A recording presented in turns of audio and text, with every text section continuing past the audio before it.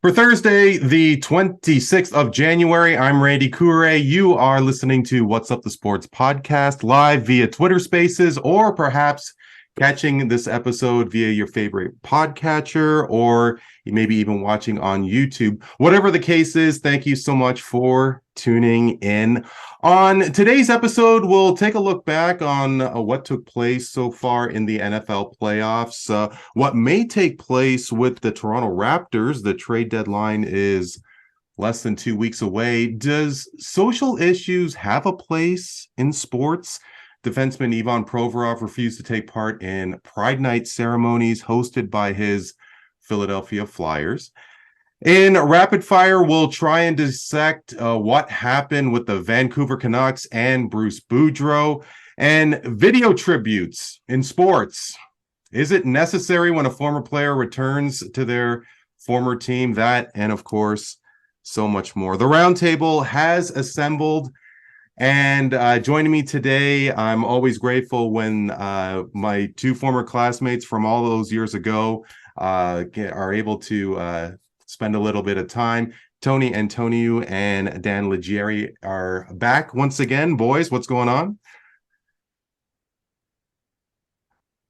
Can't hear you guys. Dano, are you on mute? Tony? Hello, Randy. Okay, great. There's one. Tony? I'm good, Randy. How are All you? right, all right. I was hoping that I didn't throw you guys off because I usually introduce you separately. So my bad. Maybe we'll go back to the old format there. So, but also joining us once again on What's Up the Sports podcast, he is the host of the Red Patch Boys podcast, the podcast of Toronto FC's supporters group. He is Ben McClellan and is back once again. Ben, thank you so much. How's it going? Hey, I'm doing well. Appreciate you having me again, Randy. No, pleasure's mine. Pleasure's mine. So, guys, just before we logged on, I had made mention that I am hoping to start each show with, shall we say, an icebreaker, if you will, rather than going into the nitty gritty of the topics at hand. And I don't know if you guys are fans of TSN's Overdrive. They have this really great format, and I thought I'd try something a little different. And as somebody who is in my mid 40s now, I guess you could say, I'm just noticing that sitcoms and TV shows are coming back. They're doing a reboot. And I mean, we've seen it with shows like Will and Grace and Murphy Brown, CSI. I mean, they had different iterations, but CSI Vegas came back. So it was a little surprising to me that one show that is coming back is the 80s sitcom Night Court. Now, we did confirm that Tony and Dan, well, at least Tony has heard the show Night Court before. I was a fan of it, but it, of course, starred Harry Anderson as the judge. And who can forget Bull, that big, tall bailiff, along with Roz and Christine Sullivan, who was one of my first crushes growing up. Yeah, Tony's agreeing with me here. Now, Ben, yeah, so Ben, now we have converted that you have not heard of Night Court before. Ben, you are a few years younger than us, but that is correct. As soon as I saw that in the lineup, I'm like, oh, I hope they're not expecting to get too much out of me here. Now, did you do a Google search on what exactly Night Court was? I did just do a brief one, and I also asked my dad, because he's more into that, more in tune with that type of stuff than I am, and he said he was a fan.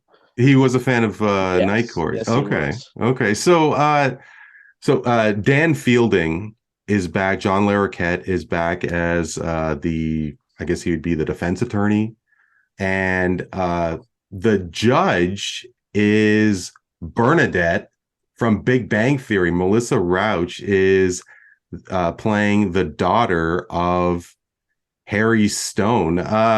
Dan, Tony, I guess you guys are better to answer this question than someone like Ben, but where does Night Court rank in 80s sitcom folklore? Is it high on your list? Tony, go ahead. Oh, yeah. Like I was saying when we were talking about it just before we came on, it wasn't necessarily in my top three, but man, was it a funny show. It was good. And just like a lot of the other older shows growing up, there weren't subjects that were untouchable, which is different from today's sitcoms, which I think why they're so special and why they're still nostalgic and why I enjoy them. So, anybody could put it in their top five and I would understand, because it was just excellent writing. All the characters were great. It was just super funny. It's like it's hilarious. And John Larroquette was one of the catalysts on that show for sure. Dano, how about you? Did you watch Night Court as a younger guy growing up? No, I think I'm somewhere in the middle of Tony and Ben, where Tony's a little bit older, Ben's much younger. So I remember Night Court, but I don't remember watching it. And I don't know, as far as even top 10 80s sitcom, I'm not sure. You got some classics. You got Growing Pains, Family Ties, Cheers, Golden Girls. These are all they're all classic sitcoms. I don't know if Night Court cracks that top five necessarily, but I trust Ben's dad and Tony's opinion that it was a well-written and well-produced show. Yeah, no, it was pretty high up there. Like I haven't really seen it in syndication in years, and Not at all. yeah, and I mean these days, I mean Dan Fielding, I mean he would have been like those, like he would have been like a dirty old man, like if going on today's standard. Like I mean he was just like a big time pervo. He would have been Me Too'd. He would have been canceled. He would have been tied up. He would have been, he would have had his Twitter account suspended. All kinds. Yeah. Well, maybe that might be. Sorry, you were saying. No, that's why those shows back then was such a cool time. Like, it's because it was open. It was comedy. It was, there was no holds barred, right? That's what comedy's supposed to be. I think I'm going to give it a shot. I'm not a big fan of remakes, but I'll give it a shot. You're selling me on it, Randy. I haven't seen an episode. Like I saw like a 1-minute clip, and I don't know, like remakes. I don't know of a single remake that has even come close to that the original, right? Like I mean, like I mentioned a couple of shows off the top. They have all sucked. I mean, Ben, like, have you? Is there like a show that maybe your parents saw back in the day and they were excited? Where does a remake stand for a young guy like yourself? Yeah. So recently, me and my girlfriend finished watching all of How I Met Your Mother, which I mean, not 80s, I guess mid 2000s into the 2010s. Fantastic. I haven't heard any good things about the new one, How I Met Your Father, I believe it is. I haven't heard too many great things. I haven't personally watched it yet. And then I'm not sure if it really counts as a remake, but then the only kind of, I guess, spin-off or based on the same story that I could think of, don't know if it counts, the original Friday Night Lights movie and then the Friday Night Lights TV show that came later. That would be my like kind of best one. I personally thought Friday Night Lights, the TV show, was great. I remember watching every Friday when I was in elementary. Me and my dad would watch that on Friday nights on NBC. So yeah, but I thought the TV show was pretty good. And I mean, in comparison to the movie, obviously you fit more into a full TV series than you do a movie. But yeah. These TV shows tend to fall apart if you try to replicate the same. It is true. Right? If you take a remake like Bel Air, which took a subject matter, but made it a different story, made it darker. Carlton was a piece of shit instead of he wasn't a piece of shit original, but he was a different kind of piece of shit.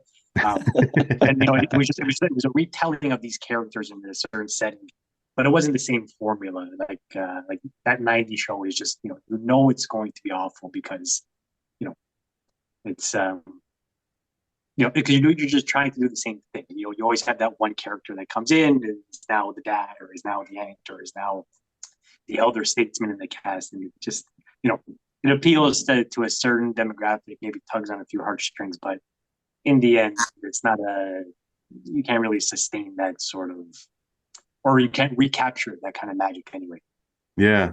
Well, it's funny you mentioned Bel Air, Dano, because that was exactly the example that I was going to bring up of a remake that I've actually enjoyed. I think it's the one remake that I thought is really, really good. Like you said, it's darker. Carlton, apologies if I'm spoiling the first season, but Carlton is mixed up with drugs, and Ashley is she's gay.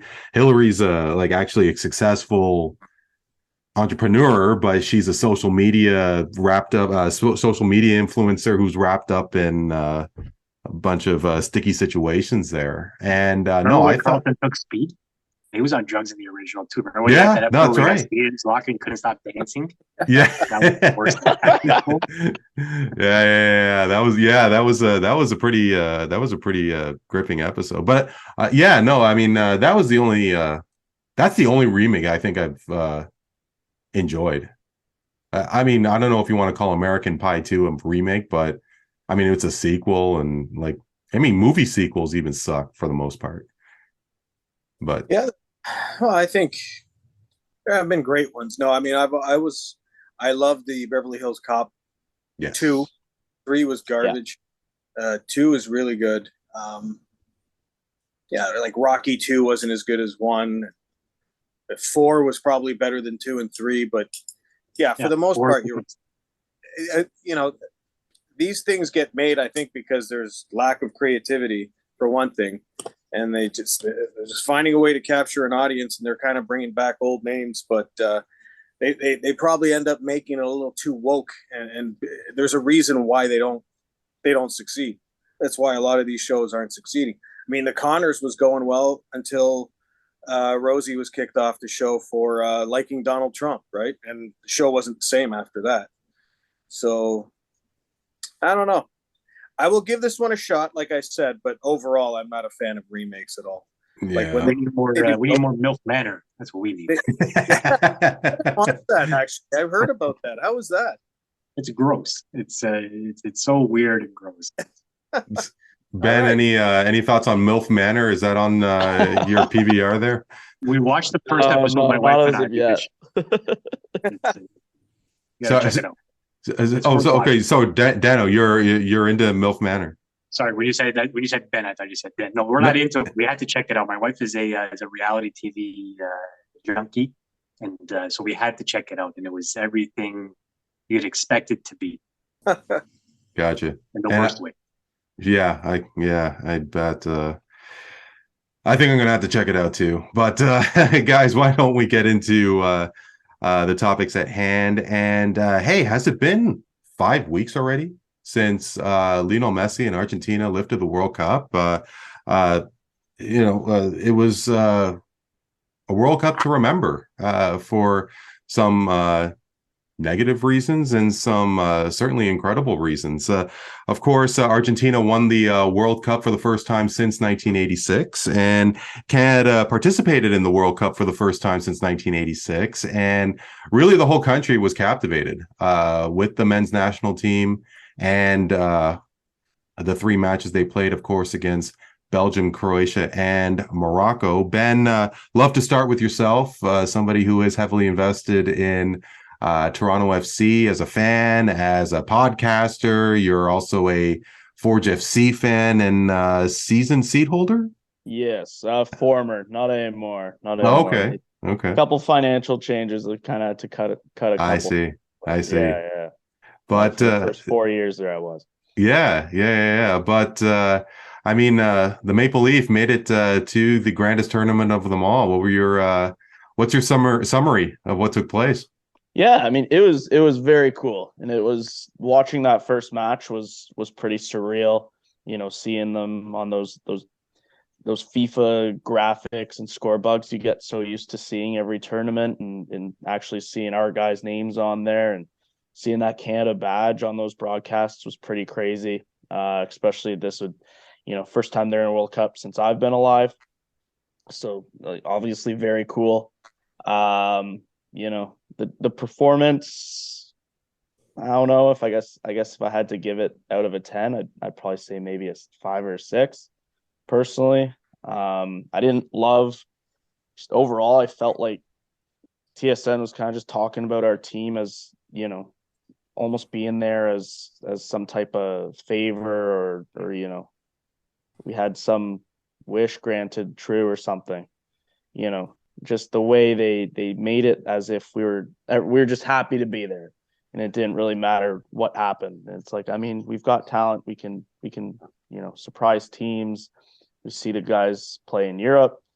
We saw managers of Belgium talking about how, can't sleep on us when we go in against them. And yeah, I think we were heavily running on adrenaline that first match against Belgium. And then after that, it all kind of fell apart personally.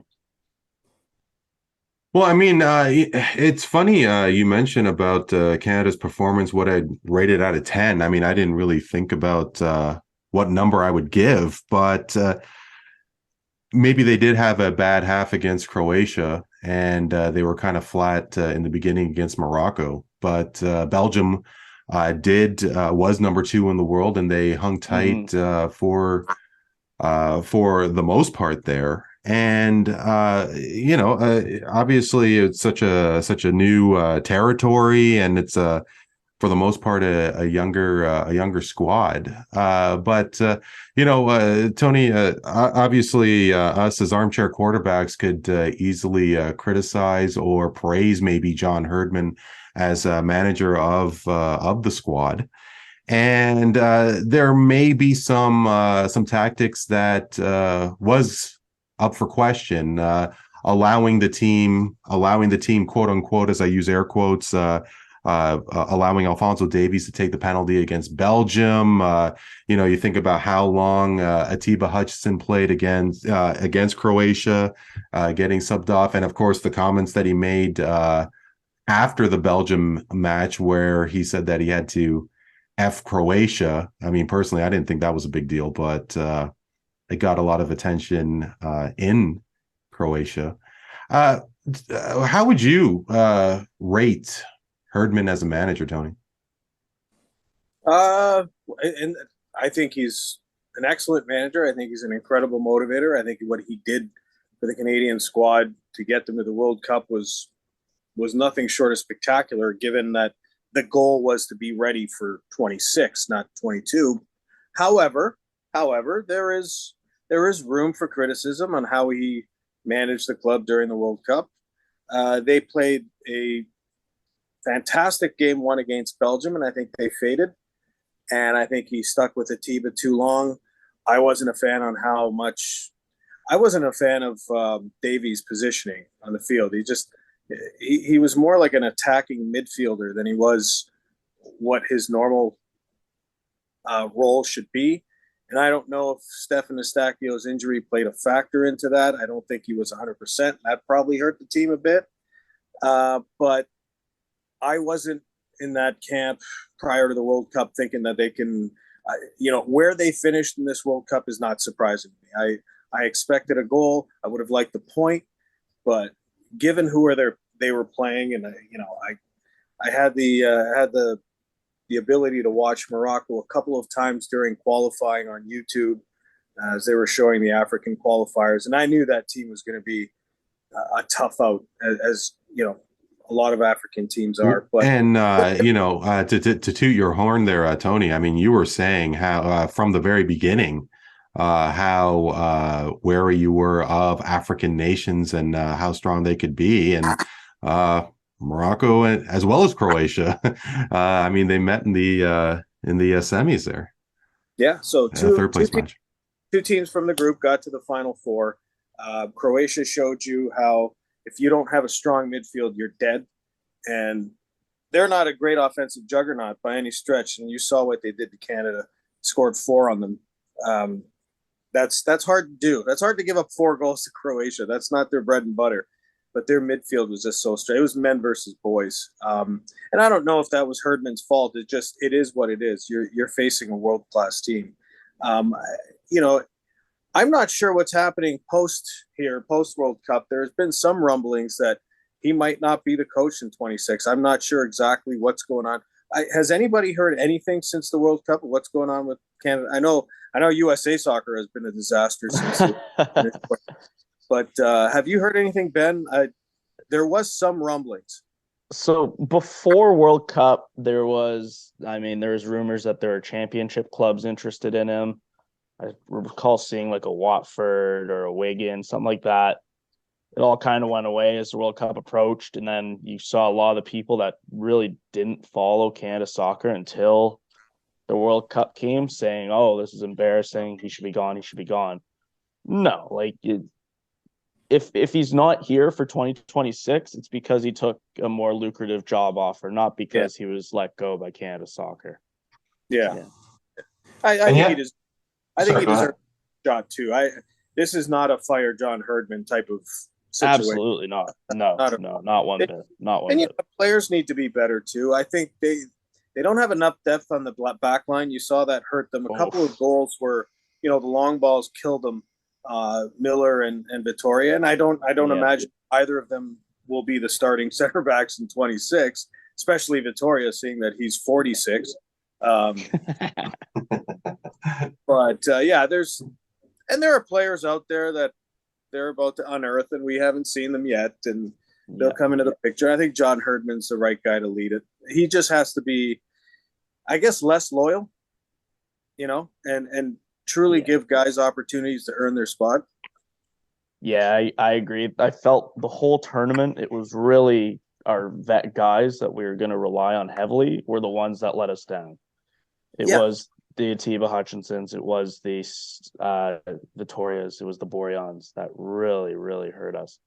Yeah. Borjan made some what looked like spectacular saves, but some of the ones he allowed, you kind of roll your eyes a little bit. Vittoria looked like he was playing a different game back there at his age and speed compared to what we were playing against. And then, I really don't want to rag on Atiba Hutchinson for what he's done for Canada soccer, but that game against Croatia was an absolute disaster. Yeah, you saw it. A different sport. I was stunned. Came out in the second half. I was stunned.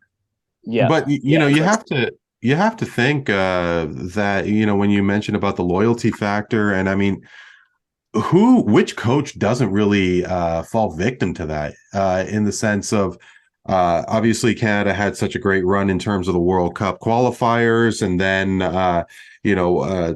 players like Atiba Hutchinson just gives their heart and soul to the national team.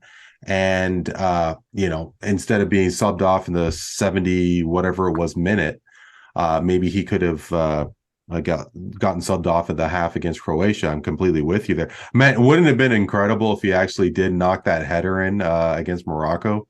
Yeah, just a couple of inches. But Ben, when you said a 5 or 6, this is a team that was in essentially the group of death. And they were close against Morocco. They had a solid half an hour against Croatia, and Belgium, say whatever you want. Yeah, so it's really based off the fact that it's kind of how we progressed based off that match against Belgium. Many could argue that we probably should have won that match against Belgium. We had the pen, we had the chances. We dominated most of the possession. It's just the fact that we went, I know we got our goal, quick start against Croatia, but then after that, we got the absolute brakes blown off of us. It wasn't close after that goal. It was done. Mm-hmm. Mm-hmm. And then the Morocco game, you could say it was close, but it was an own goal. And, we had our chances in the last 15 minutes when desperation's on in that. But, it was more so the progression from going from Belgium, playing the second-ranked team in the world. And let's remember too, Belgium, second-ranked team in the world, didn't even make it out of the group. And I think they're kind of, you saw De Bruyne saying that he didn't think they stood a chance after they played Canada. It was disappointing because I think they had a chance at getting out of the group? Yes. Was I banking on them and saying, make it out of the group or bust? No. But it was, kind of just what the form that we had from qualifiers carrying over. playing some really good teams in the likes of Mexico and the US in qualifiers, and then even playing really well against Japan in a friendly leading up to it. It was a point was kind of what I was at least expecting. And yeah, the 4-1's really not good.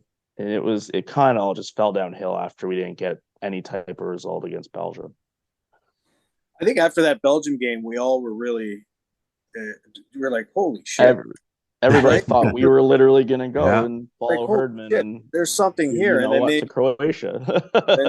then you start like that against Croatia, and then the bottom fell out in a hurry. Yeah. And yeah. You could chalk that up to playing teams like Croatia. It's a different animal, right? It's a different story. And on top of that, some of the goals that we were conceding too, just not what you get from the World Cup. No. That first goal we concede against Morocco, that's something I see in my Sunday league, right?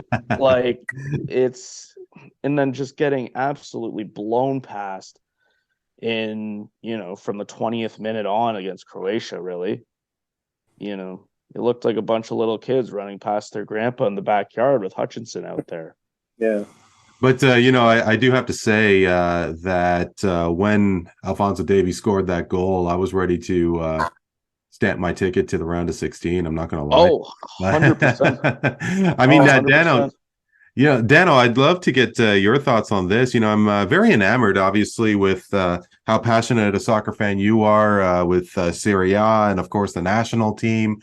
Now that the World Cup is come and gone, like how enamored were you with it, and were you watching the Croatia match, and what did that, if so, what did that Davies goal feel for you? It was to Ben's point. When they had that overhead shot that they did at the start of every game, and the kids unfurl those flags at either side of the pitch, to see the Canadian flag in that position, that situation was just, it felt like you were watching FIFA. You're watching a video game. Like you probably played on beginner and took Canada to like the World Cup final. It was so surreal, and to quickly echo what the group has been saying, that first game, whether or not we were as good as we think, or Belgium was as bad as they were, or maybe a combination of both, or to the point of just running on pure adrenaline. It was a magical game, even though we lost 1-0. And then to see that goal go in the first 5 minutes of the game against Croatia, it was elating. It put you in the clouds. You started to get. It was like being a Leaf fan. Come early spring, you thought this is it. This is the year. Like, we're going to do it this year. And I kind of went into the tournament thinking that too. If you recall our pre-tournament podcast, I was putting some pretty lofty expectations on this team, where I was out saying that to Ben's point, we have stars on the international stage in their own right, in their groups, in leagues across the world. So there's no reason to believe that this team should have been steamrolled as bad as they were in the second half of that tournament. But to Tony's point, where that's why I didn't say anything for the first while, because the group was making such good points, where Croatia's just longevity of playing together and experience, and Morocco's development over years and years and years. Right? Like, they didn't come out of nowhere to finish where they did. This has been a program that's been putting, making baby steps towards where they are now, and it's showing. So yeah, our lack of experience on the international stage as a group really showed. Our holes were exposed pretty quickly. Our needs and our positioning that's lacking is obvious to everybody now. But we were missing a few key pieces, either through injury or just unavailability. So I think that they'll put in a good showing in 26. They'll be on home soil. They'll have this back-to-back under their belts, again, experience. Whether or not it was it didn't end in anything that anybody outside of Canada might remember or talk about. But it was valuable to us to go against some really, really great teams in our first World Cup in 36 years is it's awesome. So it left a really good taste in my mouth after the tournament. The tournament as a whole was just remarkable. It really put a love of soccer in my 7-year-old's heart. Unfortunately loves Messi, but we'll have to expose him to Italian national soccer at some point. But it was a great tournament with lots of memorable moments, lots of great games, lots of drama. The final was one for the books, but that wasn't even probably. But there was other games like that. Argentina's match against the Netherlands. When the same thing happened to them, they blew a 2-0 lead and they scored that crazy penalty or free kick within the last. I think it was in the 11th minute in extra time. I look back on it favorably. Some friends were in Qatar, so they sent back firsthand experience, which was a ton of fun to see. Rick Campanelli was there, broadcasting on behalf of Canada. So it was it kind of had that 2010 Olympic vibe, even though it was an international tournament, on the other side of the planet. But it's great. It's great for Canadiana. It's great for Canada soccer, and it sets a really good foundation for the 2026 tournament. So you had friends in Qatar, and so what's the entertainment scene like there? Like, are there nightclubs with no booze? Like, did your friends actually go out at all? It's a weird thing. I had one friend who's there for the year teaching English now, and he went just because he can get somewhere to stay for the World Cup, essentially. So he's going to stay for the year, and then other friends went to go stay at his dorm.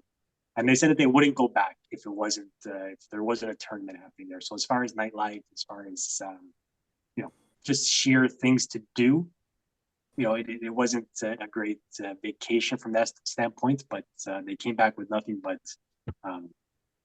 really great things to say about the Canadians that did show up. 25,000 strong. The vibe. Was it that many? World Cup. I think they said around there, so you can fill the near Canada Center with the Canadians that went down. There was a friend of mine I went to school with. He went down. Nothing but pictures every day. But there was a Canada House set up at one of the hotels there, and that looked like everybody was having a time. It looked like quite a party. There was drinking going on there. Okay. But the one thing he mentioned about his experience was just how easy it was to get around everywhere. Just how beautifully set up the whole thing was logistically. Now, it's a small country, so everything is closer. But you didn't have to pay a dime apparently for anywhere you went. The train was free to take you to all the stadiums in and around the country. But he said it was a great experience. The Canada House looked wild. I would like to be a part of that. That's it's pretty interesting that transit was free and so on. I mean, how many opportunities could that kind of country capitalize on tourism to the degree that a World Cup brought? You know what I mean? And yeah, well, they have everything was new. Sorry, Tony. I don't know if you got the same feedback from your friend who went, but everything was brand new. The subway was brand new. Half the stadiums were brand new. The hotels, the restaurants, the roads, everything was brand spanking clean. And it was even that, it kind of threw us Canadians or us people from Toronto anyway, threw them off to see such a clean, efficient, reliable subway system. And of course, Canada will be hosting the upcoming World Cup along with the United States and Mexico in 3 years' time. So, have you guys put your names in for the right to buy tickets yet? And I see you nodding yes. I did the same thing. Yeah, I think it'll be tough in Toronto, but I don't know. Even a trip to Indiana or wherever, it might be worth the road trip to go see some pretty cool games. I'm excited for it. Well, actually, I'm on the Canada Soccer Red thing. Like you got to pay a membership fee and you get first crack at it. So yeah, I'm sticking around on that until 2026 for sure. Yeah, and I'm sure Ben is in that group amongst a couple of others as well. Yeah, so. I've got the Voyageurs connection, so I imagine they'll be allocating us a few. And I'm sure TFC season holders will get. I imagine there'll be some type of deal for sure. Yeah. Well, actually, my wife's uncle went to the Meadowlands in New Jersey. I can't remember the game that he watched during World Cup '94. but he was there for that, and apparently he was in Mexico to watch the hand of God.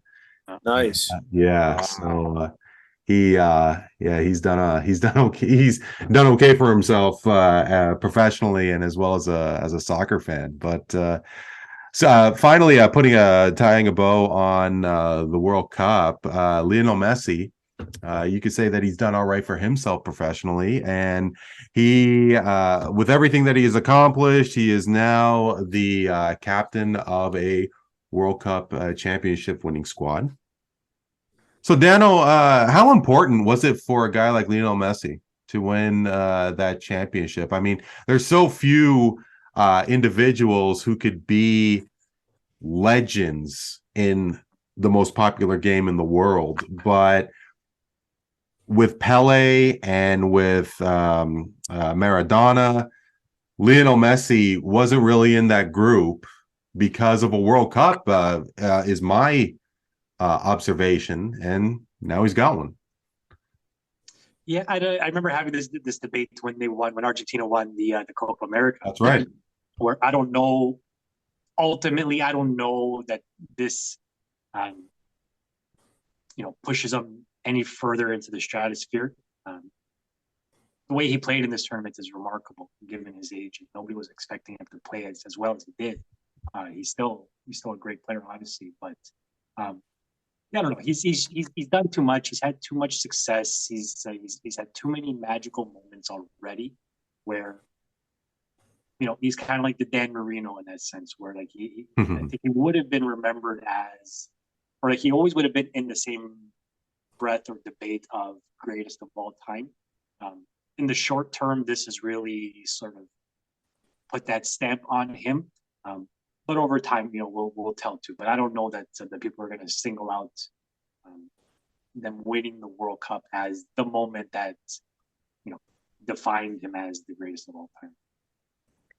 Yeah, it's funny you say that, because I don't know if I agree personally, because yeah, sure, Cristiano Ronaldo didn't win a World Cup, but he did win Euro, and there's an argument that winning a European championship may be a little bit harder because of the level of competition between the two tournaments. And when Lionel Messi carried that trophy to the team, lifted it with that robe. I don't know what kind of significance that robe was, but I wish that he didn't really wear that. But I mean, hey, who am I to say?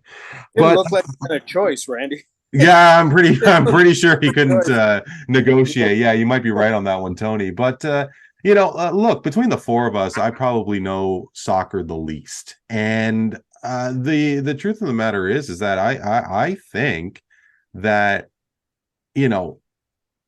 like somebody like Antoine Griezmann and Paul Pogba, I don't know if it makes a difference to their career, but hey, Kylian Mbappe, he won a World Cup in 2018. He was a part of that team. He scored a goal in the final.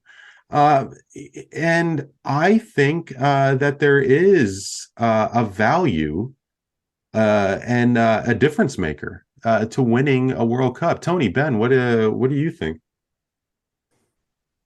Sorry, go, Ben. Go ahead. Oh, so I was just gonna say, at the very least, I think it solidified the Messi Ronaldo debate. Between A, getting that World Cup, but B, just everything circulating around this tournament with Ronaldo, between his out at Man U and then the going to Saudi Arabia rumors, and being moved to the bench, and his predecessor going off for a hat trick in the knockout stages.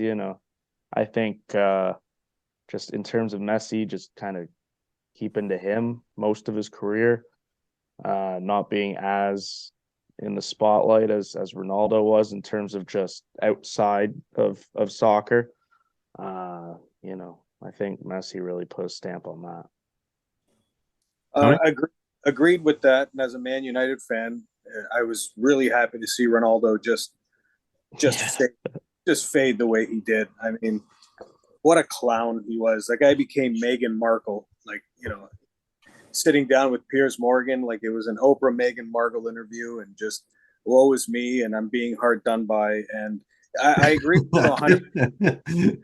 It's just pathetic. I mean, it just, what a moron. And fact of the matter is, at the end of his Juventus reign, his coach felt that his team was better off without him. Eric Ten Hag felt his team was better off without him. And Santos eventually in Portugal felt his team was better off without him. And you know what? They were all right to a certain extent. They were all right. I mean, Man U is enjoying a great year now. They're turning it around, and having him out of the picture, I think, will catapult them even better, even more. However, back to the World Cup, I agree with that. And again, the GOAT conversation, it's in the eye of the beholder. I've always felt that he didn't need the World Cup to put him in the Mount Rushmore. You know, my favorite player of all time will always be Maradona. I don't think anybody can touch him in terms of his impact on the game. It was short, but you mentioned Kylian Mbappe, and I think that's an interesting thing to keep your eye on over the next few years because he's still young. If he keeps his pace, he's going to shatter Klose's record for most goals in a World Cup. He's got a chance at winning some more because that French team is stacked. Now, the gradual next step for him is to challenge himself domestically, going to England or Spain, getting out of the French league to further his place in the game. But he's got a real shot. You mentioned his name. There's a kid. Let's watch out for him over the next few years. Yeah, no, absolutely. I would like to change things up a little bit from European football to American football. And the playoffs are at the conference championships in the National Football League. And me personally, I've never really been a football fan, but these days I've been getting a little bit more into it. And you see different names coming up, being staples within the league. You think of somebody like a Joe Burrow, Patrick Mahomes having some incredible success in a very young career, and definitely Josh Allen as well. And with Tony and Dan being Buffalo Bills fans, we'll definitely get to their season in a moment. But Dan, if I remember correctly, as you and I have gone on to being friends for close to 20 years now. I believe in school you were a Peyton Manning and Indianapolis Colts fan. And is that still the case? Do you still have love for the Blue Horseshoe there? No. I was never really a big NFL fan. Peyton Manning came into the league at the right time for me, and I followed his career. Actually, he caught my eye when he was in college. So I followed him up to the Colts, and I bought jerseys and that sort of stuff. But now I don't even have allegiance to any team. I root for Buffalo unconsciously just because it's the closest geographically. And again, I hope to make this reference in every segment. But being a Leaf fan, I'm a glutton for punishment, and being a Bills fan is the next best thing. So yes, the short answer is good memory on being a Colts fan in college, but no current affiliation. No current affiliation. Yeah. Well, for those who are seeing on YouTube, I am wearing a Tom Brady Buccaneers jersey, and I'm not a diehard by any stretch. It would have been great to see Buffalo, actually win the big game, but hopefully next year. Dan, I mean, have you been paying much attention to the NFL and the playoffs? Like, it's been some pretty interesting football. Yeah, for the sports that aren't hockey, the hockey is probably the one sport in soccer that I follow year round with the most attention. And football, I follow, especially around playoff time, and baseball probably about the same thing, or maybe even a little bit more. But so I've been watching lately anyway. Some really entertaining games. It's always fun to see the Cowboys lose the way that they do. And to your point, I'm sure, especially with DeMar Hamlin, everybody was a Buffalo Bills fan to some degree in that game, but it just wasn't their year. And, KC and the Cincinnati Bengals should be a really good AFC final. Yeah, definitely looking forward to that. And you mentioned the Buffalo Bills there, and Tony, we'll start with you. Obviously, the Bills were a big favorite to get over the hump and win the Super Bowl. How would you summarize this season after losing the divisional game to Cincinnati? Oh, a failure. Anything less than a Super Bowl is a failure for the team. Now, there's mitigating circumstances. We lost Von Miller. I get it. But you have a home game with the right to get to a neutral site game for an AFC championship, and they came out flat. And they've been kind of like how Canada regressed from the first game against Belgium. Buffalo's been on a slide pretty much for the second half of the year. So I was not surprised at what Cincinnati did to them, but it's still disappointing. I mean, when you're the odds-on favorite to win a Super Bowl and you come up short, especially in that fashion, there has to be conversations within the organization to see what they need to do, what the next step is. I think a defensive philosophy needs to change. So maybe that means the coordinator's got to go. And I think there really needs to be a concentration on the run game a hell of a lot more, just to save Josh Allen a little bit. He was playing with a bum elbow, so that, I know injuries aren't supposed to be excuses, but that didn't help. Sometimes you just got to chalk it up to the other team. You can sit there and look at everything your team did wrong, and you think that's what it was. But the Cincinnati Bengals are on a heater right now. They've got 10 straight wins. Joe Burrow is showing us that he's going to be, if he's not already, the best quarterback in football. They've got a shitload of weapons.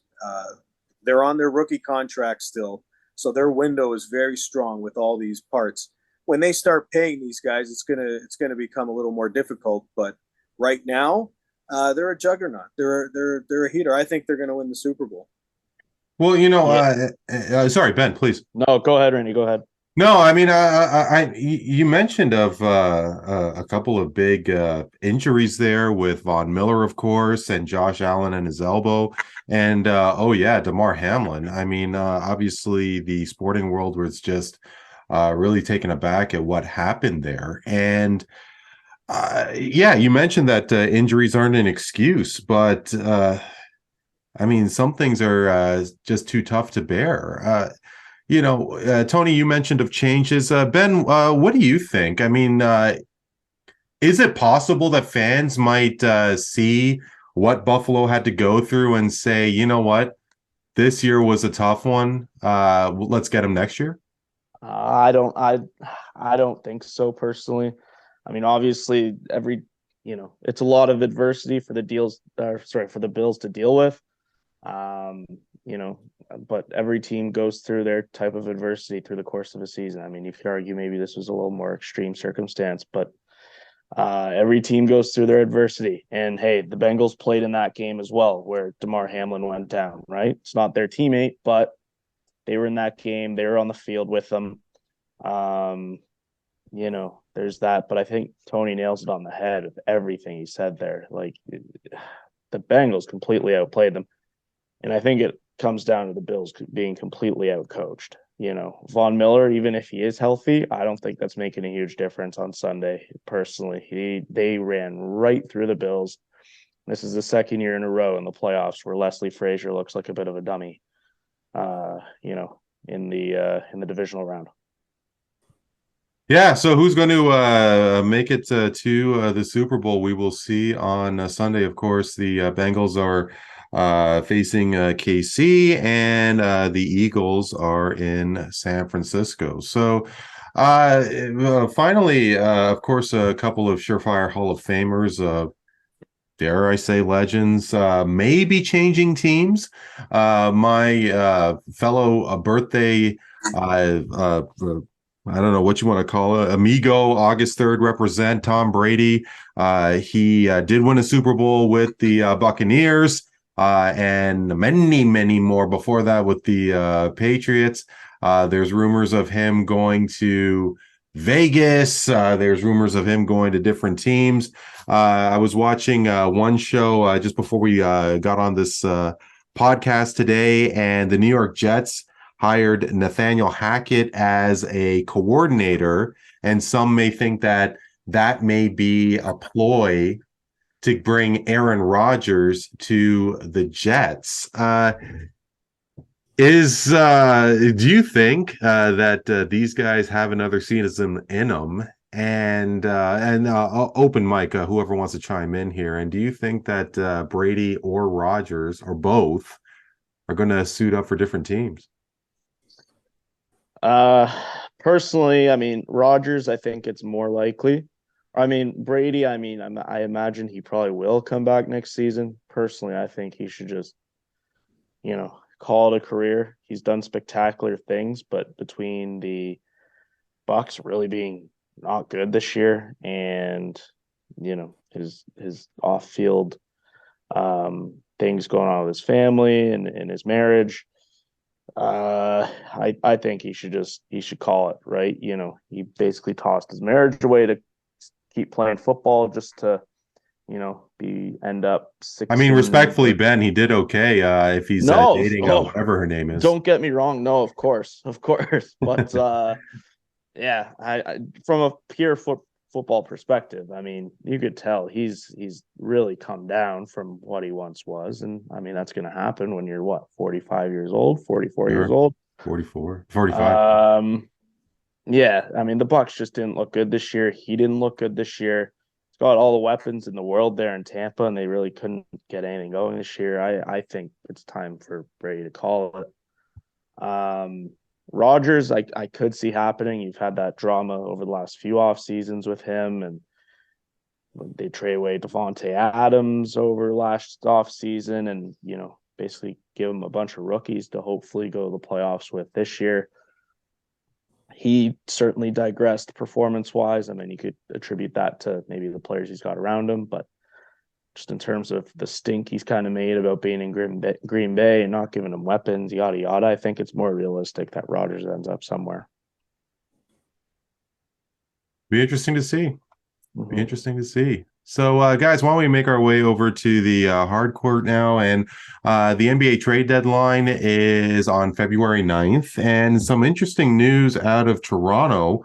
Rumors, let's call them first, because the Raptors are, several games under 500. They are probably, they're really in tough in order to make the play-in tournament. And a lot of winds are swirling, whether cogs like Fred VanVleet are going to stick around.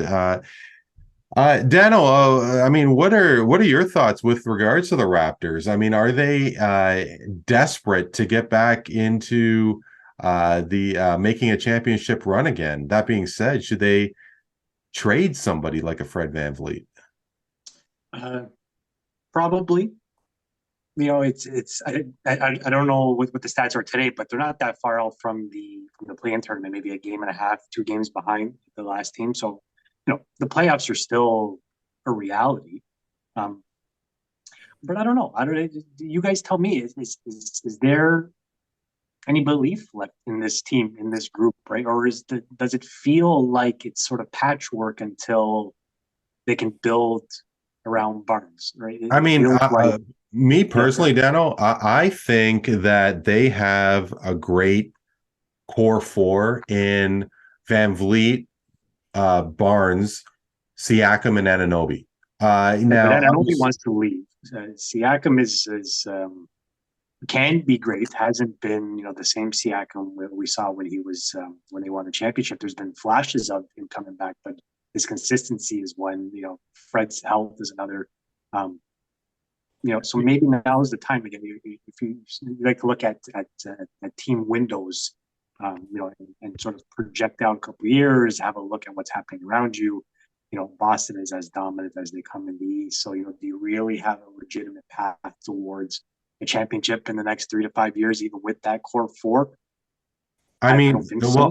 I don't know about Anunoby and him wanting to leave. I mean, that's something that's kind of new to me, though. Yeah, I just heard reports about that yesterday or even this morning that the the winds of change are starting to circle around the name OG Anunoby. That his time in Toronto may be done. Interesting. Look, obviously there's a massive affection, especially with Barnes and Siakam, VanVleet. They were on the championship team. Same with Chris Boucher, Canadian. You do have to look at the long-term effect. And I mean, Fred VanVleet is not going to get any taller.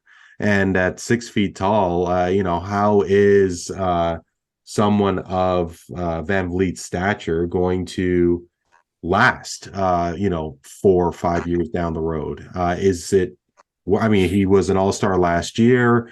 He's had some really great games this season. But to me, it makes zero sense to trade him for, say, a rental like Chris Paul. I mean, I think that there is still a lot of romance and hype to the team and forgiveness if because of that championship in 2019. And I don't think, tanking for Victor Wembanyama. I mean, yeah, he's supposed to be that much better than LeBron, but it was the same thing for tanking for Andrew Wiggins. Let's say that you do. Toronto did tank for Wiggins. Let's say they did get Wiggins. How much better would Toronto have been if Wiggins was on the team? You would think that they would be a disaster, and that championship wouldn't have even been close to happening. So, I do think that trades, like something does have to happen, but I think that getting a center will solve a lot of the problems. Ben, I mean, where do you stand in terms of what the Raptors should be doing? Would trading somebody like a VanVleet for a rental, even an Anunoby, would that be an overreaction in your mind?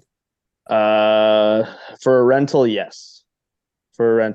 I mean, on paper, that core four looks good, but we're not winning a championship with that core four in the next 3 to 5 years, if we're being realistic, right? Since Kawhi's left, obviously Pascal's performance in that championship run was tremendous, but since he's left and Pascal's been the guy, it hasn't been, he's been a star, but I don't know if I'd call him a superstar. And, VanVleet can't really patch together consistent runs. And, we saw Scotty have a tremendous year last year, winning Rookie of the Year, but hasn't really put together this year nearly as much. And, it sounds like Anunoby's inevitable, his departure. So I think it's time for them to just start, rounding up as many firsts as you can, start to see where you can go from there. I just don't think that we've seen Pascal Siakam's ceiling yet. I mean, a lot of people are reminded of how he did in Tampa, and I think that that Tampa season was just an anomaly. That he was completely out of his element. They were isolated. Well, maybe they had looser restrictions in Tampa and Florida, but it wasn't home. They were playing in empty arenas, and the fans that were there were cheering for the other team. And this year, he's a surefire all-star. You have Siakam.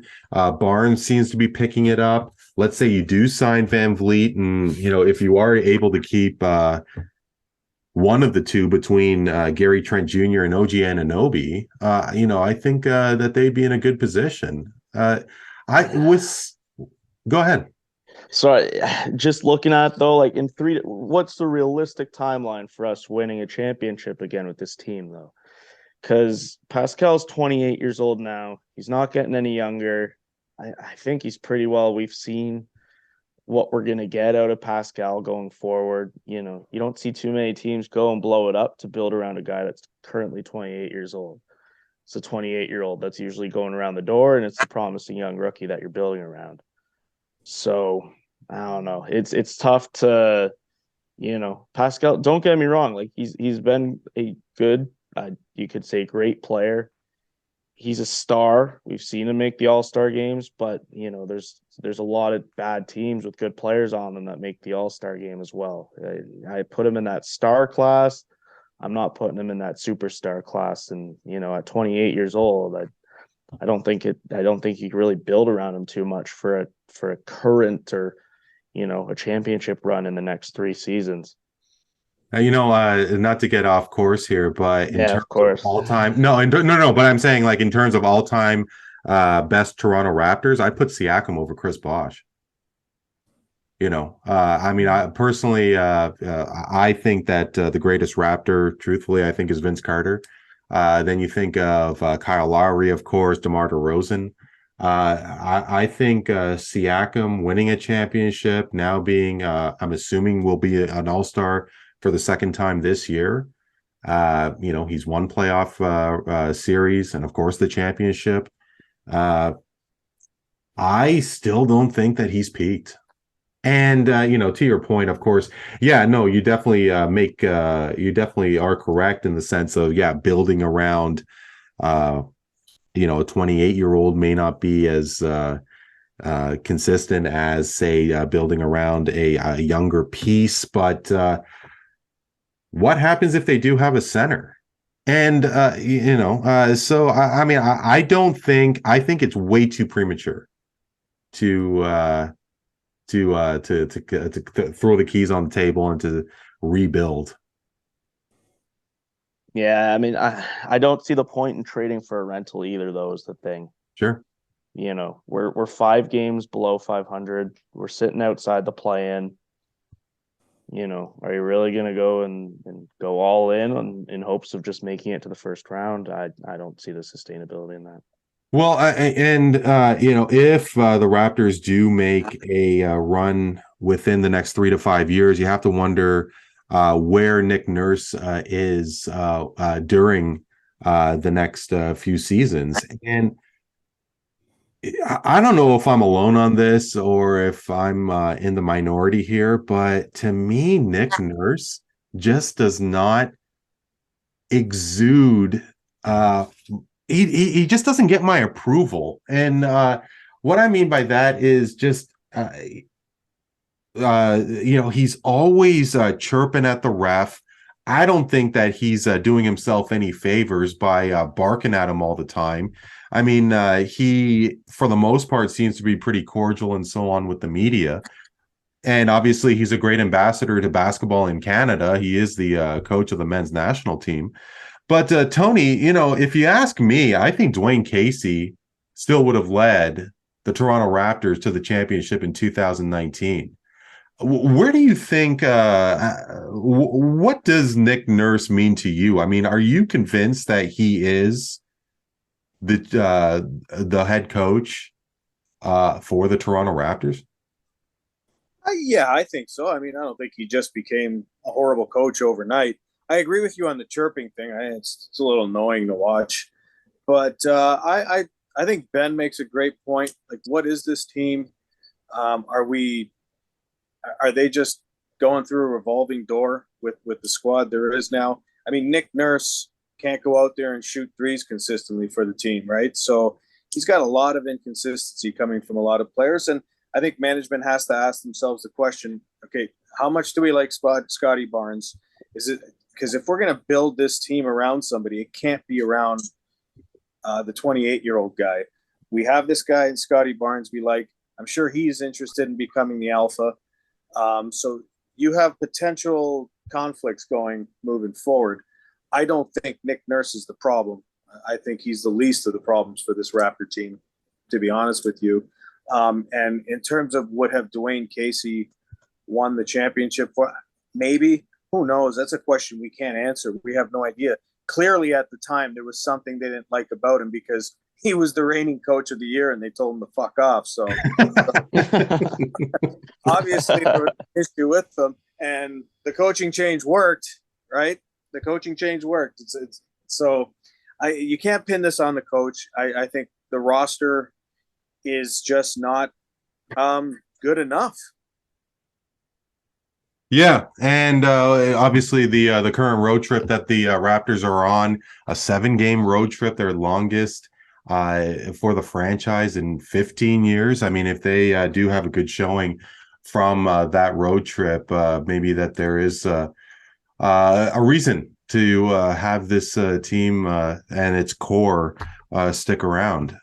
So, guys, over to the NHL, and obviously, the Toronto Maple Leafs are having a great season. Ben, I think I'm seeing a Buffalo Sabres jersey, if I'm not mistaken. Yes, yeah, I think you did mention once upon a time that you like when you joined us before that you're not only a Bills fan but a Sabres fan as well. So, boy, that I mean, you've gone through some really difficult times, but they do have some good pieces over for the Sabres these days. Specifically, guys, quite the story out of Philadelphia. The Flyers a couple weeks ago organized a Pride Night celebration where the team did their warm-ups in jerseys with the Pride rainbow flag as their as a part of that jersey, and defenseman Ivan Provorov refused to take part in those celebrations, citing religious reasons. We'll get to my point, my position in this in a moment. But Dan, I'd love to start with yourself and Provorov. He did play in the game. There was no discipline on taken by the team, and John Tortorella did support, for lack of a better term, Provorov's position with regards to this topic. Should Ivan Provorov have been suspended, and should he have explained himself more than he actually did after that particular game? The short answer to both is no. Unless there's something in the CBA or in his player contract that says that he needs to contractually participate in all, campaigns, initiatives that the NHL puts on. This wasn't a Flyers thing. This is an NHL thing. Then if you broke that, then there's got to be some sort of punishment or some sort of suspension. But otherwise, this is a debate that's been raging in sports for years. This is politics or religion for that matter. Just a quick aside, I'm not convinced that this is a religious thing. I think it's just more of a personal belief thing, which again is fine. You're allowed to believe what you want to believe, which is the whole point of this thing, right? The NHL has done a remarkable job to be an inclusive place. And this goes back to the great work that Brian Burke and his son did with Everybody Has the Right to Play initiative, right? So they spent years and a lot of money and a lot of effort just to make people feel welcome, to make gay and lesbian kids and adults feel like the NHL is a place where they can go and enjoy sport as well, whatever the hell that means, to take their mind off of whatever. It's not solving any world issues. So the NHL, made this small effort, seemingly, to wear pregame jerseys to support a cause. One player decided that he couldn't, and he's well within his right to do that. There's nothing wrong with it, with what he did. So no, he doesn't deserve to be suspended. My beef is more with Tortorella, and I know that he sort of had a roller coaster. He's evolved a lot over the past couple of years, but in 2016 he was threatening to bench any player on his team that took a knee during the anthem, when that was all the rage. Colin Kaepernick started that mode of protest, and then 4 years later he said he's since learned a lot about the movement and why people are doing it and what it means, and he no longer will punish any players for doing that. So, now when Provorov makes his decision to do what he did, Tortorella takes the stance of, his new belief system or his evolved mindset to say that this player is well within his right to exercise his own personal beliefs. And as a team and as a coach, I support that, which, to be fair, is probably the best thing that a coach could say, because what's he supposed to say? That this guy is an asshole, he's a homophobe, and I don't want him on my team? That's probably the worst thing that he can say, whether or not he believed it or not. But that's, John Tortorella's personal beliefs are none of my business either. So, no, I think people have made too much of this, to be honest.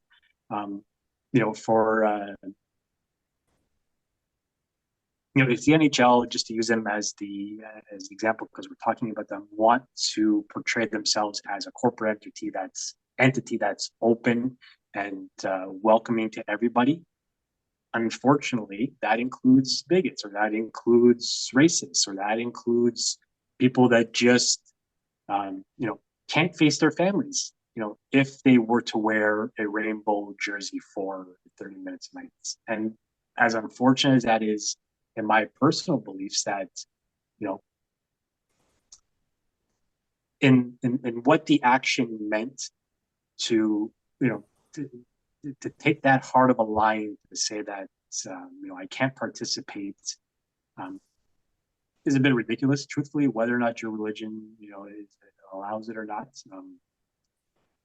And I think he truthfully should have did it, and nobody would be talking about Ivan Provorov, and nobody would be even talking about the NHL's desire or initiative to be inclusive to the LGBT 2S plus group. So, sometimes these things have a way of backfiring, and it looks like it did for Provorov, where in the end he brought more attention to the cause that he was trying to support, in a sense. But if hockey is for everybody, it's for everybody, and it's for everybody whether or not you like their opinion or not. So it's fine, and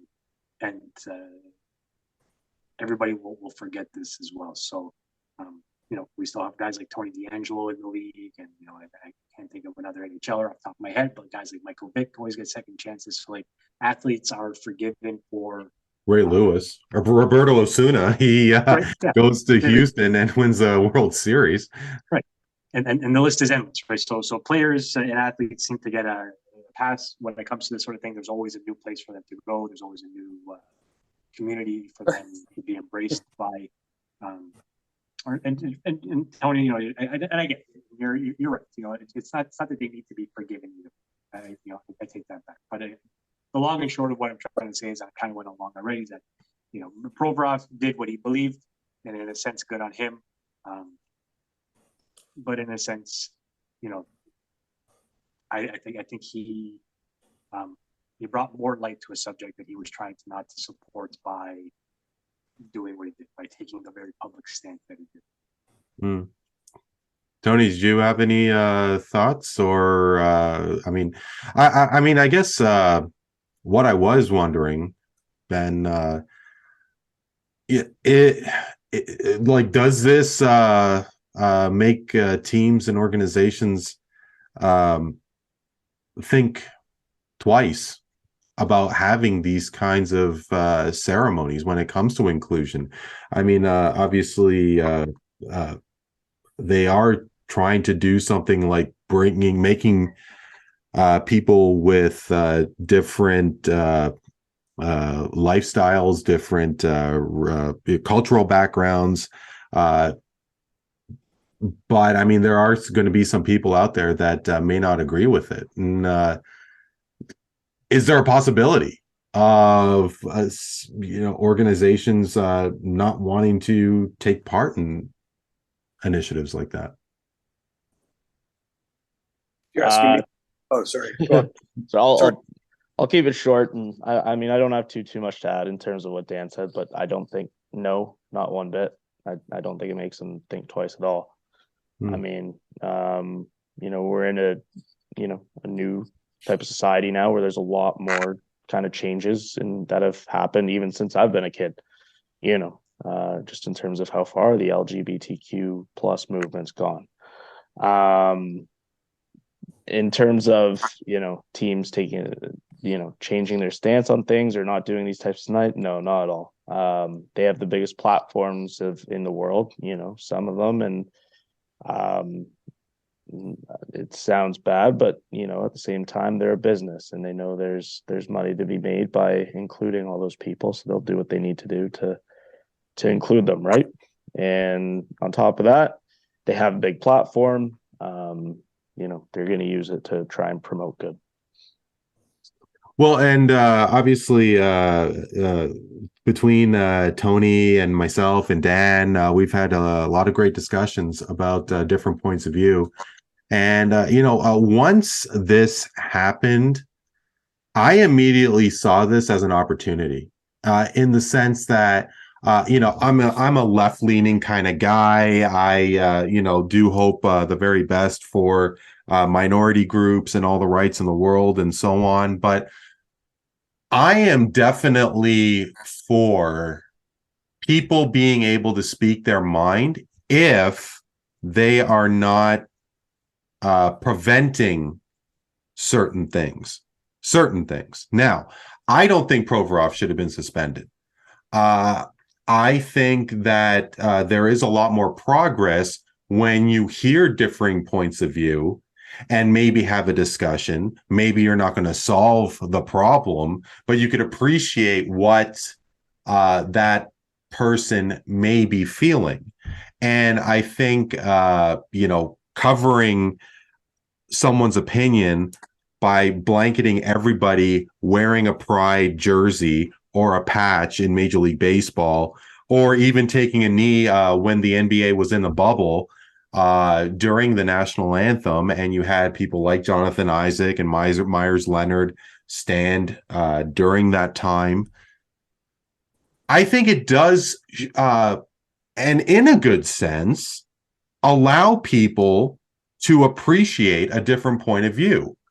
Now, Tony, I mean, could this be the start of something where, we are not in a world of cancel culture?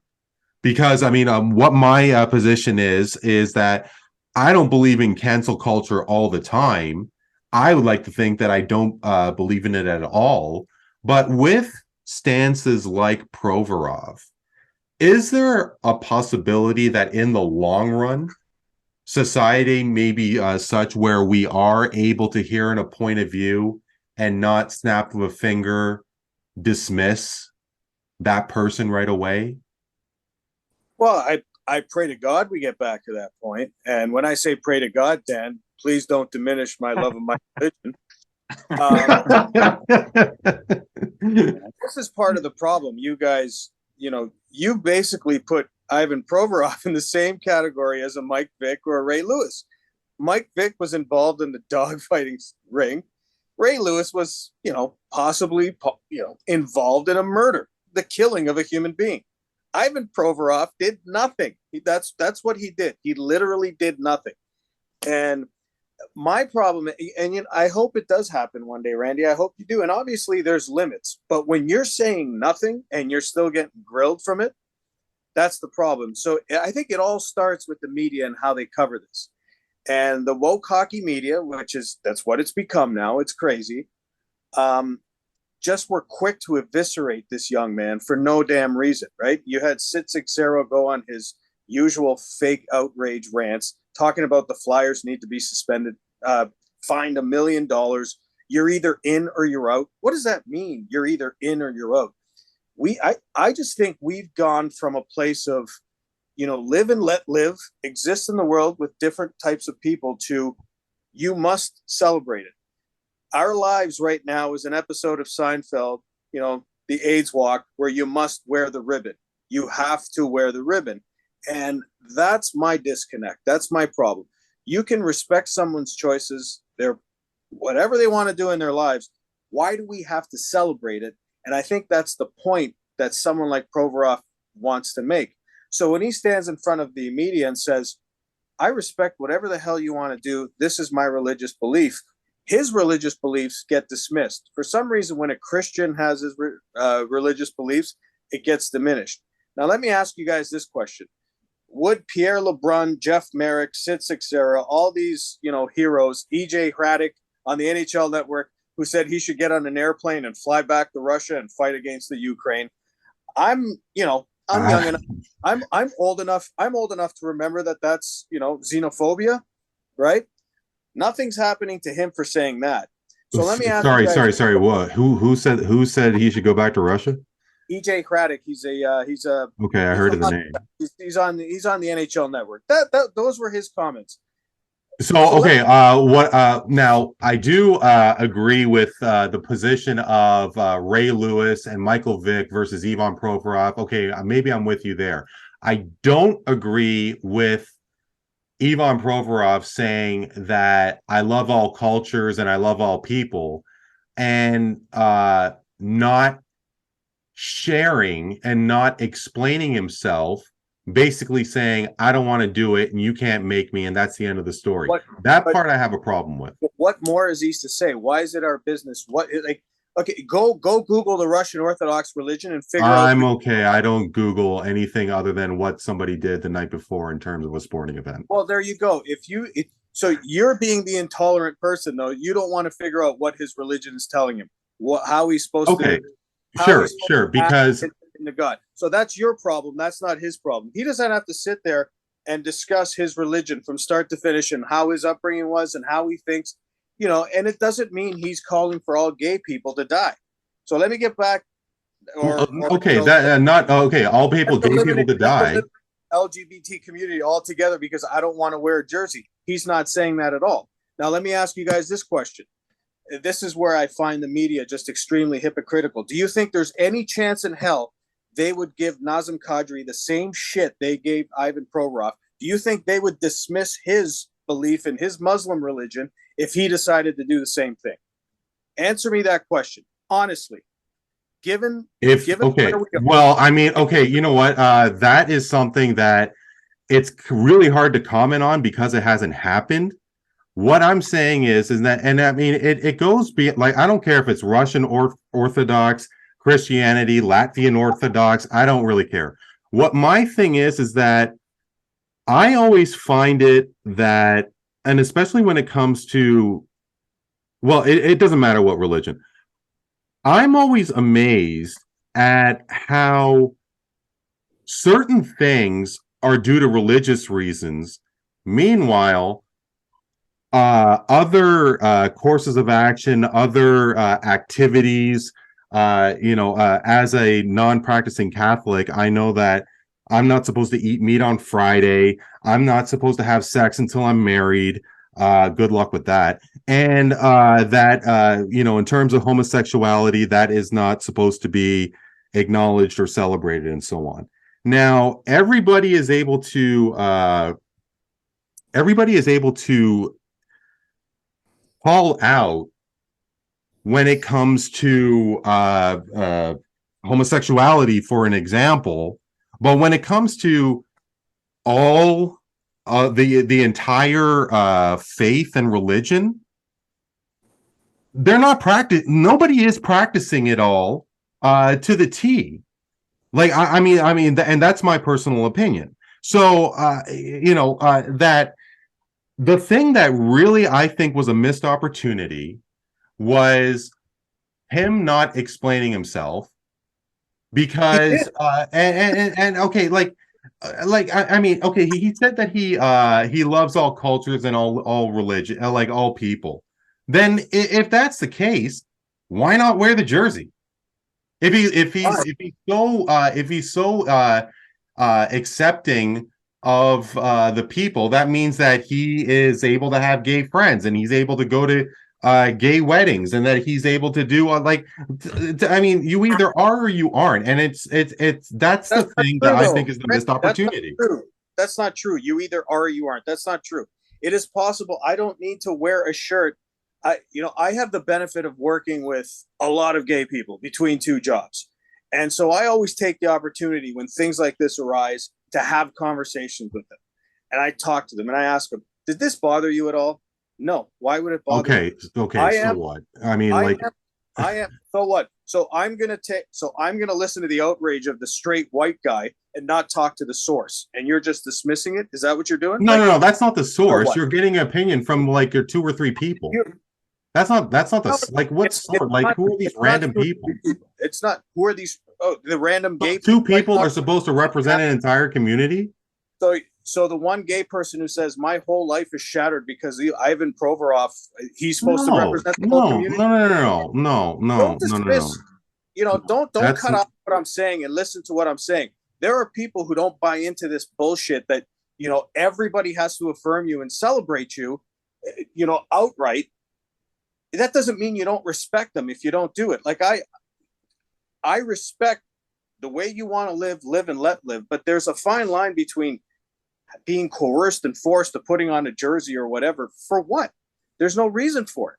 There's absolutely, unless you are pounding sand and saying, I want this community eliminated and off the face of the earth, you're free. You don't have to explain yourself. I don't have to explain my religion to you. Why do I have to explain my religion to you? It is my religious belief. I'm not hiding behind it. This is where I stand on this. I'm sorry. I'm not going to participate in it. It's that simple. And it should go away just like that. But the problem is we have outrage in the media that foments this thing. And I would like Ben and Dan to answer the question. Do you think the same treatment would be go towards Nazem Kadri if he did the same thing and hid behind his Muslim religion? Answer the question, please. What does it matter? I want to ask you a question. When did we ever live in a society where it was live and let live? Like, you guys keep wanting to go back to this time when things were wonderful. What time are you talking about? What time are you talking about when it wasn't wonderful? I don't know how you grew up, Dan, but I grew up in a very, very tolerant situation. I'm a very tolerant guy.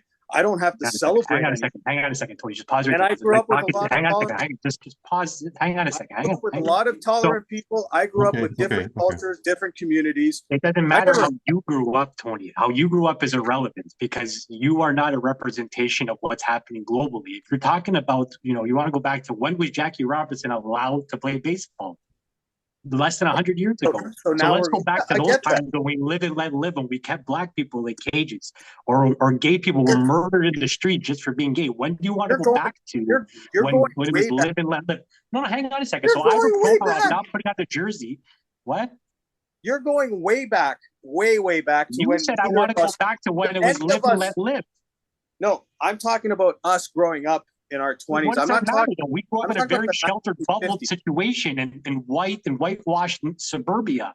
How is that a representation of what's happening in the planet? Who grew up in whitewashed suburbia? Maybe where did you grow up? I grew up in Scarborough. I grew up in Scarborough. So what are you saying? Scarborough. What do you mean? What am I saying? You just questioned what my upbringing was. You said I'm in some whitewashed suburbia. Okay, and were you in the ghetto? Wrong. And you're wrong. Sorry? And you're wrong. You're fucking wrong. Okay. That's the thing. Okay. I can only talk to you about my experiences, right?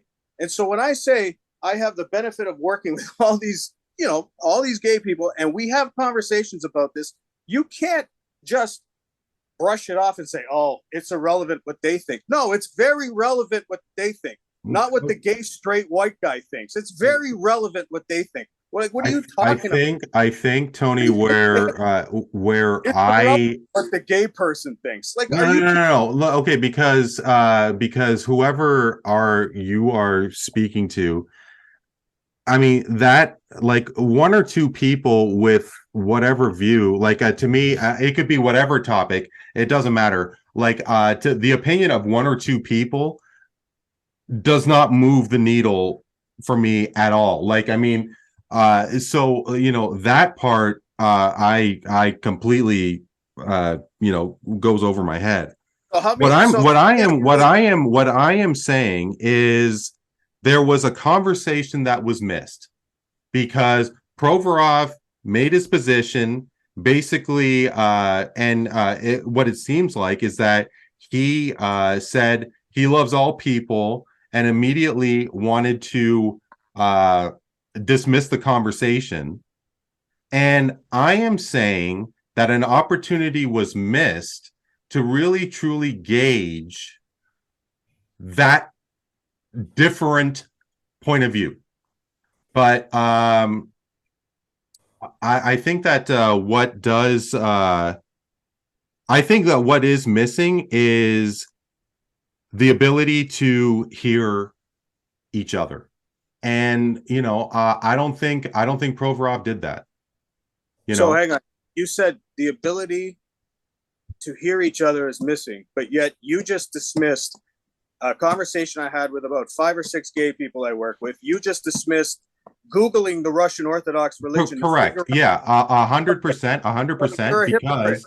Because No, no, no, no. I'm not, because Okay. my sure. whoever you had spoken to is not a multimillionaire hockey player who is front facing with the general public, What is and the he that? is Sorry. he is somebody that does have a reach which is millions of times bigger than the 5 people that you are friends with.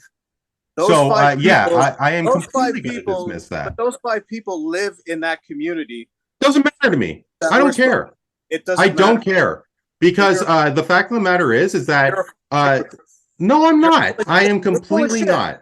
You are dismissing the opinions of the same people you're trying to defend, Randy. You're making no sense, bud. No, no, no, no, no, no, no, no, because it starts from the top, and the top in this situation is Ivan Provorov. Whatever happens at the bottom doesn't matter, because you have that position from Provorov, and then like all these conversations that happen, it makes a huge difference. That's the point. Because you take a position like, say, Colin Kaepernick, and then it just evolves into something that is way much bigger. Because look, I mean, there are black people who absolutely denounce Black Lives Matter, and of course you know that. But I mean, like, the point is that public facing people make that big a difference.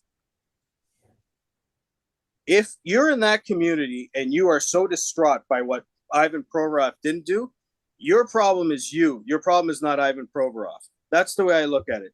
You rise above everything. If that guy is setting back an entire, like, if I'm in the LGBT community and my spokesperson says, "Oh, this is devastating," I don't want that guy speaking on my behalf anymore, is what I'm saying.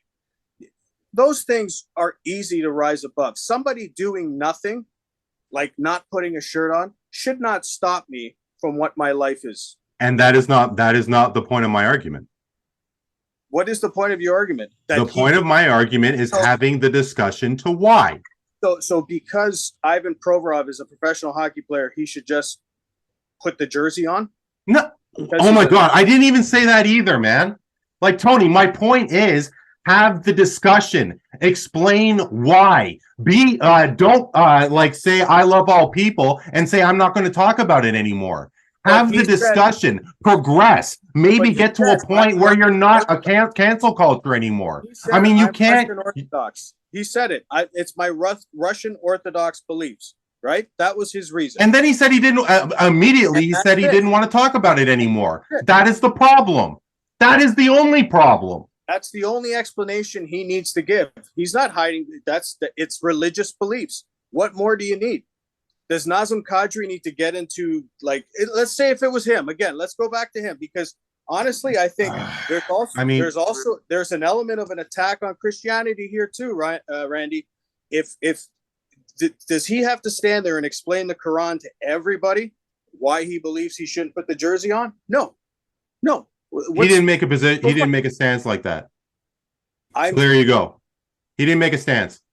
But I'm speaking from another religion, because there's a lot of religions who don't think it's okay. Natural. Perfect. Talk about Nazem Kadri. Right.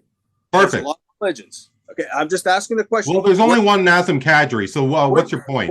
Would they bury him like they tried to bury Ivan Provorov? Who knows? See, and that's another thing, because like there's all these what if scenarios that doesn't exist, and that is the crux of your argument. Wake me up when it happens. That's my point. Like, I mean, like we're always going in circles, because, well, what if Nazem Kadri did this, and then what if Colin Kaepernick didn't stand, and then like didn't kneel? I mean, like, like that doesn't make a point. Like, who cares? Yes, it does. It's the fact that he's a white Christian guy doing this. That's the problem. That is what the problem. That's just victimization. That's just victimization. Right. No, it's not. You're not. Trust me. You're not going after the Muslim guy. Trust me. Okay, well, let's see what happens when Nazem Kadri refuses to take the jersey. Then I'll stand corrected. And let me be clear. I put the jersey on because I don't look at it like that. But I respect the fact. I didn't say you didn't. I'm just saying. Huh? I never said I had gay friends, Dan. I have people I work with who are gay and I'm very close to, and we have conversations. We have real conversations. You want to diminish that too, like you do your own religion. Go ahead. Yeah, well, as Tony and I and Dan had that conversation, Ben did have to Tapped out, eh? get going. So, we do thank Ben for joining us, and it's always great to discuss these kinds of things, and I mean, it's something that I personally really do enjoy. So, that being said, let's go over to our rapid fire segment. And that is a big deal, no a big deal. So you two know the drill. And Dano, a lot of interesting things happening in Vancouver. They now have their third coach on the payroll, that being Rick Tocchet.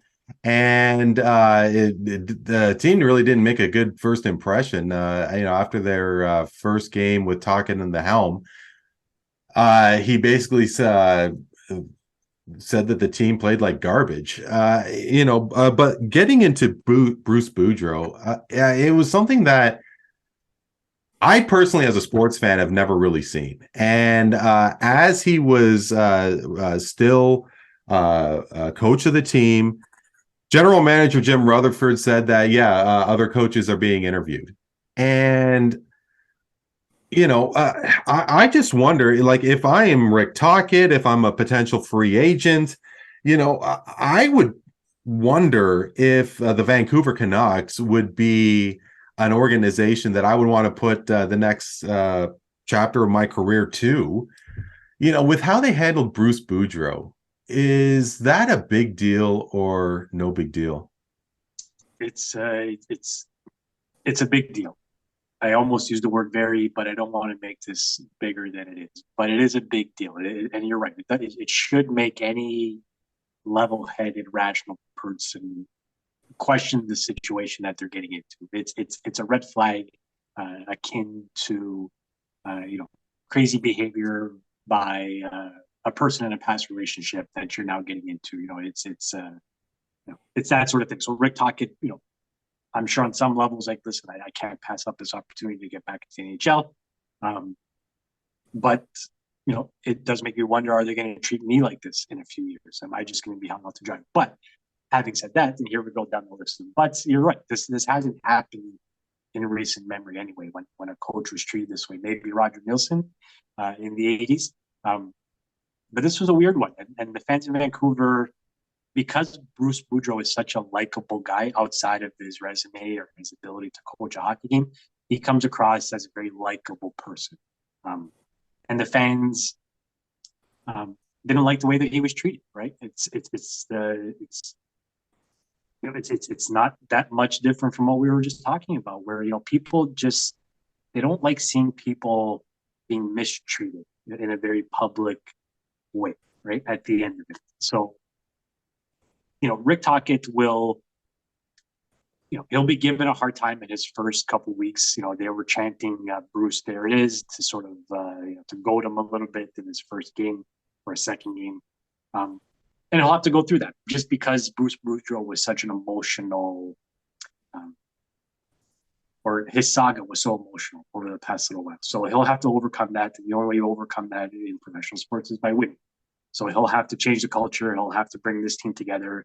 He'll have to get egos in check and get these guys playing as they can. Now, some of that is, is not necessarily the coach's fault.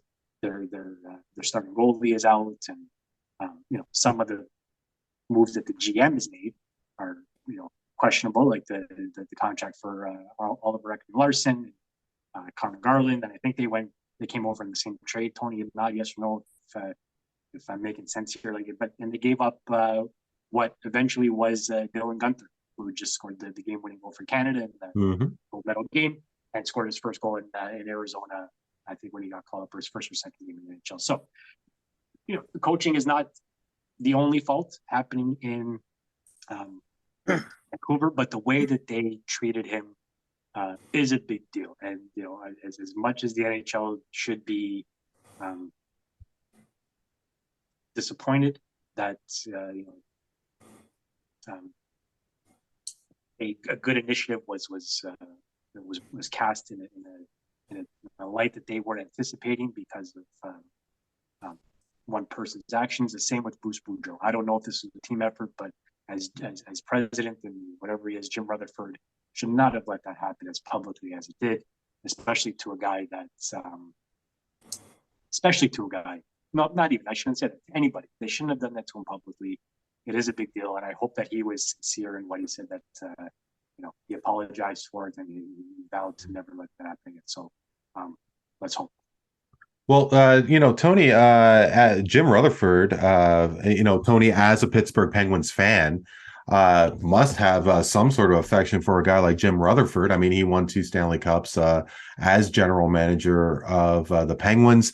Are you surprised at how this whole thing unfolded, or do you think that he was at the mercy of the owner, Aquilini? Yeah, I think you stole my thunder there. I'm shocked that Jim Rutherford, the idea of him being that disrespectful, I don't buy it. But I agree with Dan. I think the fact that he said he's going to shut up from now on and speak less, I think it's probably a good idea, because he's a very honest guy, and that's one of the things you love about Rutherford. But I think you're right. I don't think the owner was interested in having a third coach on the payroll, and 2 of them to not work, that he kind of made JR's life a little miserable there. That's how I'm reading it. So I think it's an ownership issue. But Jim Rutherford has the clout and the history in this game where he probably could have been able to step in and say, man, we have to end this now. We got to do this. You're burying me. You're burying my general manager. You're making the fans hate you more than they already do. So it's just a bizarre situation and unfortunate, because everybody loves Bruce Boudreau, right? The thing that I don't understand more than anything, Vancouver's season is going in the toilet. Why in the world would you want to try and salvage a season, try and gain a few more points, when you have waiting in the wings the next potential superstar in Connor Bedard, who lo and behold is a British Columbia native? To me, that makes zero sense. It doesn't matter if you're Rutherford or Aquilini. Like, Rutherford should know that, keep Boudreau around, stink out the season, get a better chance for a first-round pick, because Rick Tocchet isn't going anywhere. I don't think there was a chance to keep him around when it got to that point. That's the problem. But yeah, they could have hired an interim guy, one of the assistants, bring up the guy from the minors. You never know. Something like that, just to hold the fort until the end. But I mean, that ship had sailed with Boudreau, so I don't think you were going to be able to keep him. Here, let's keep you and make sure you tank for us. Yeah, and well, no, it very well may be the case. And at 68 years old, you have to wonder if Bruce Boudreau is going to get another opportunity to coach in the NHL. So, not sure how much you two are into golf. I personally love golf. It's my favorite sport to play. TaylorMade Golf released a new ad campaign, and 1 or 2 notable people who are not on it is former Masters champions Dustin Johnson and Sergio Garcia. Now, it has been reported that TaylorMade is distancing themselves from DJ after he signed with the Live Tour. As mentioned, Garcia is off their branding as well. Tony, with DJ or Sergio not being in TaylorMade's marketing campaigns, is that a big deal or no big deal? Well, I don't follow golf at all, so I don't know what to tell you, but I guess it's a big deal because those are big names, and TaylorMade is, the gold standard for golf products. But I don't know. You tell me, is it a big deal?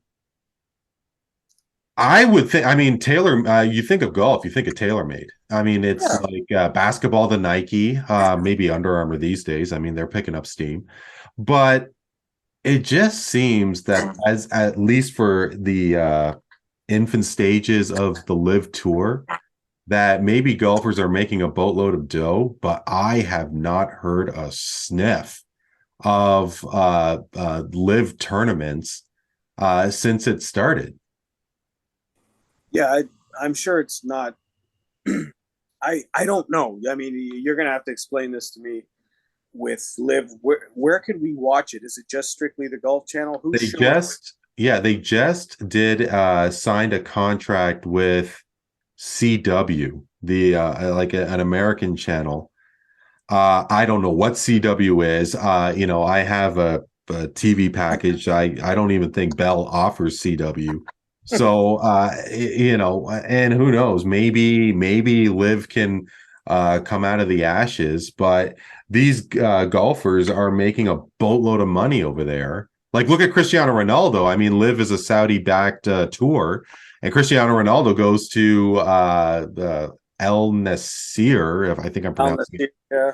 Yeah, and he's getting 100 million for 2 seasons, and we're probably never going to hear from him again, unless if he does something stupid like he did during World Cup. Which I'm okay with. But I don't know, man. Well, I mean, I guess the question for non-golfers like yourself and Dan, when you see golf marketing, like for those kinds of brands, does it? I'm assuming that it doesn't move the needle for you. no, but it can't be good for the PGA Tour. You'd think. Still, no. The fact that those faces still mean something for them. So that's all I can get out of it.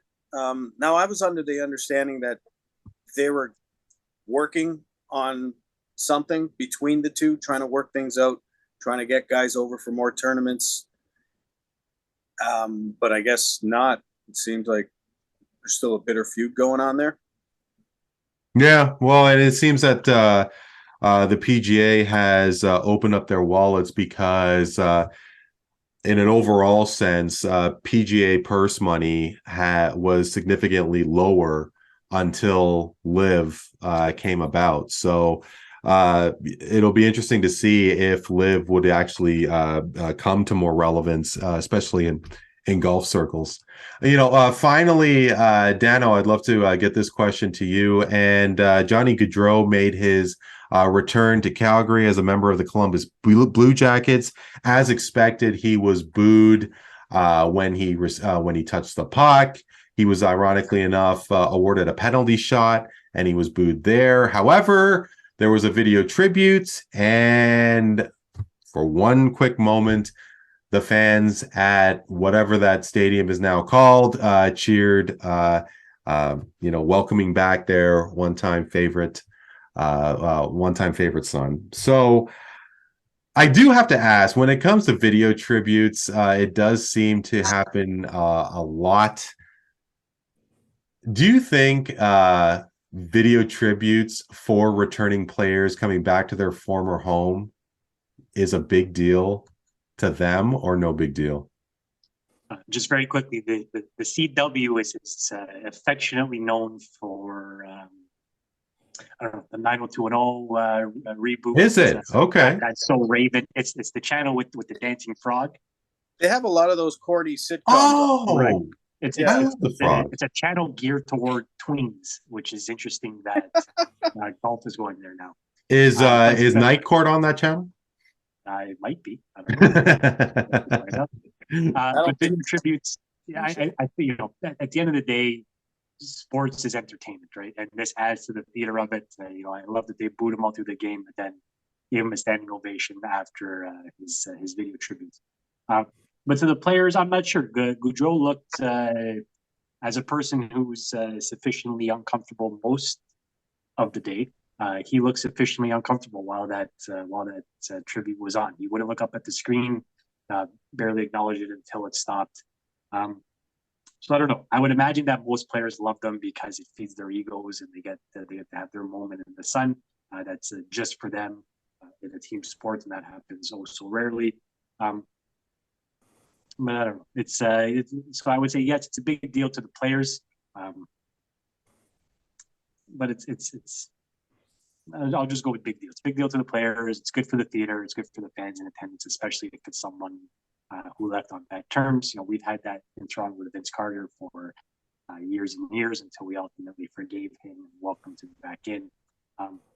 So it's all good stuff. It's all good fun. It's and good on the teams for being the mature adults in the room to say that we're not going to hate this person just because they left, and we'll thank them for their service, sort of thing. And, whatever. We'll give them 3 minutes and then move on. Tony, I'm interested to hear, for somebody who works at Scotiabank Arena and all the sporting events that you do witness and work at.